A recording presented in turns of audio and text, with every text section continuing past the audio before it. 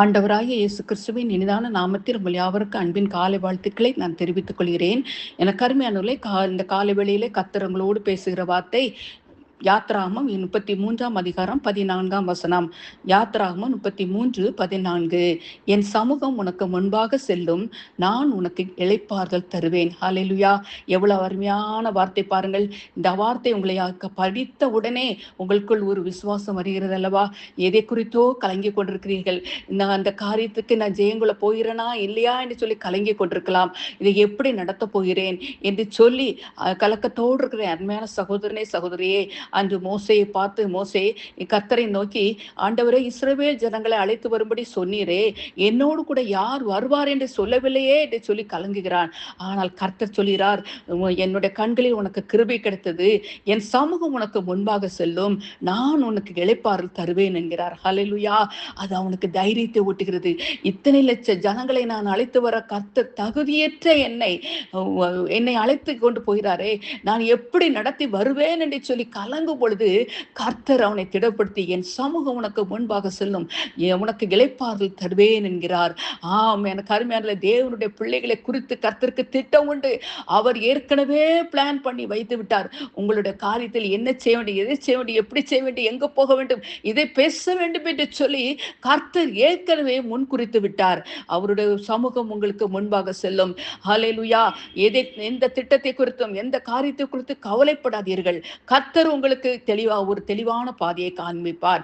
மேலும் மத்தேயு 11ஆம் அதிகாரம் 28ஆம் வசனம் சொல்கிறது, வருத்தப்பட்டு பாரம் சுமக்கிறவர்களே, நீங்களோர் என்னிடத்தில் வாருங்கள், நான் உங்களுக்கு இளைப்பாறுதல் தருவேன் என்கிறார். அமைதலற்று தூங்க முடியாமல் கண்ணீரோடு இந்த காரியத்தை ஜெயங்கொள்ளாமல் இருக்கிறேனே, இது மேலும் மேலும் பெரிதாய் கொண்டே போகிறதே, இதற்கு முடிவே இல்லையா என்று சொல்லி கலங்காதீர்கள். வருத்தப்பட்டு பாரம் சுமக்க நீங்களோர் என்னிடத்தில் வாருங்கள், நான் உங்களுக்கு இளைப்பாறுதல், உங்கள் ஆத்துமாவுக்கிலே ஒரு கர்த்தர் ஒரு இளைப்பாறுதலை தர விரும்புகிறார். ஆமென். உங்கள் குடும்பத்தில் ஒரு சமாதானத்தை கட்டளை விரும்புகிறார். ஹல்லேலூயா! எனக்கு அருமையானவர்களே, உலக தோற்றத்திற்கு முன்பே இருளை வெளிச்சமாக மாற்றினவர் நம் தேவன். கரடு முரடானவைகளை செவ்வையாக மாற்றினவர் நம் தேவன்.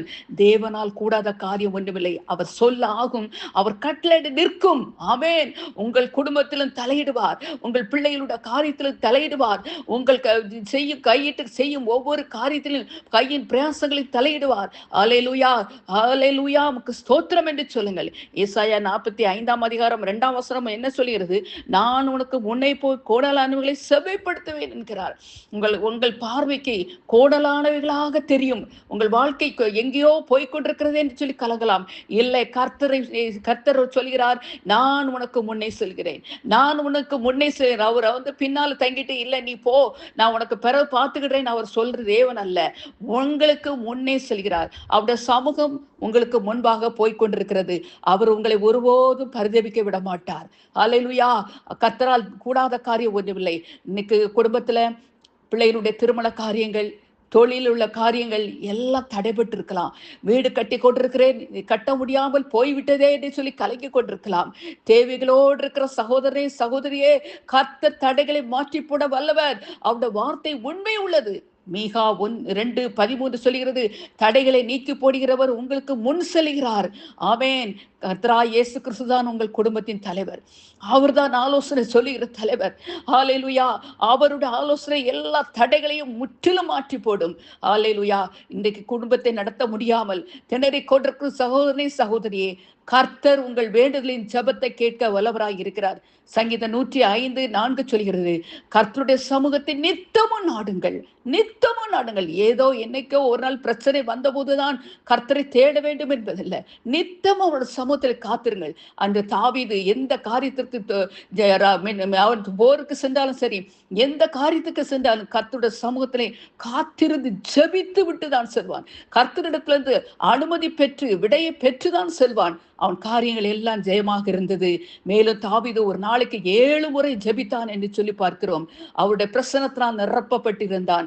அவன் காரியங்கள் எல்லாம் ஜெயமாக இருந்தது என்று சொல்லி பார்க்கிறோம். ஹல்லேலூயா! இஸ்ரவேல் ஜனங்களை அந்த மோசே நடத்தி கொண்டு வரும்பொழுது தடைகள் வந்தது. செங்கடலை இரண்டாக பிளந்தார் ஆண்டவர். ராணுவ சேனைகள், பார்வோனின் ராணுவ சேனைகள் வந்து நின்றது. என்ன செய்வோம் என்று சொல்லி கலங்கிக் கொண்டிருந்த கர்த்தர் தானே அழைத்துக் கொண்டு வருகிறார். ஏன் தடைகள் வருகிறது என்று சொல்லி கலங்கலாம். ஹல்லேலூயா. தேவன் அற்புதத்தின் மேல் அற்புதத்தை செய்கிற வல்லவர். ஹல்லேலூயா. சத்துருக்களுக்கு முன்பாக, அவர் கண்களுக்கு முன்பாக ஒரு பெரிய அற்புதத்தை செய்ய வல்லவர். தேவனாலே கூடாத காரியம் ஒன்றுமில்லை. கர்த்தர் உங்களோடு கூட இருக்கிறார் என்பதை கர்த்தர் காட்டு விதமாக இந்த பாதையில நடத்தி செல்கிறார். ஹல்லேலூயா.